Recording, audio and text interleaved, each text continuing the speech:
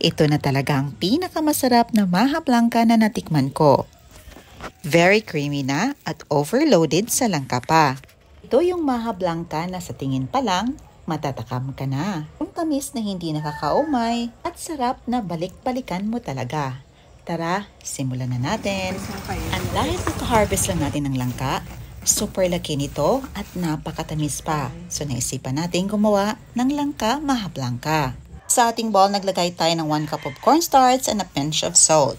Meron tayo ditong isang pirasong kinudkod na niyog. Extract lang natin ang first piga na gata. Lagyan lang natin ito ng tubig na katamtamang dami lamang. Para makakuha tayo ng 4.5 cups of coconut milk. Nag-add tayo ng 2.5 cups of coconut milk sa ating cornstarch. 1 cup of evaporated milk, 1/3 cup of brown sugar. Adjust nyo lang ang taste mga mommies. Kung gusto nyo mas maging matamis pa, pwede nyo gawing 1/2 or 3/4 cups of brown sugar. Sa ating pan, inilagay natin ang ating cornstarch at gata mixture. Nag-add tayo ng 1.5 cup of shredded langka. Lutuin lang natin ito over medium to low heat. Stirring constantly para hindi masunog ang ating mixture. Kapag naging malapot na, mag-add tayo ng 2 tablespoon of butter. Butter po is nagpadadag dinamnam at creaminess ng ating maha blanca. Halo-halo lang natin ito. At dito naglayan lang tayo ng dahon ng saging. Narang natin sa apoy para maging pliable. At ibuhos natin dito ang ating nalutong maha blanca habang mainit-init pa. Platin ito para mag-even at budburan ng naluto nating latik.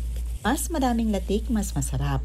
Ding toasted nuts or cheese ang ibudbud yung mga mommies. Masarap din yun. Na in-slice na natin. Excited na talaga tayong tikman ang ating napakasarap na maha blanca. Creamy at overloaded sa langka pa. At mga mommies, tips lang po. Huwag niyong lutuin ang inyong maha blanca sa high heat para hindi ito masunog at maging hilaw. At kapag ginunguyan natin ito, hindi sandy at smooth ang texture nito. Ayan ang maha blanca na niluto natin.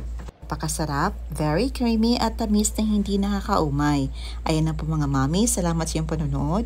See you in my next vlog. God bless you all and stay safe everyone. Bye and enjoy!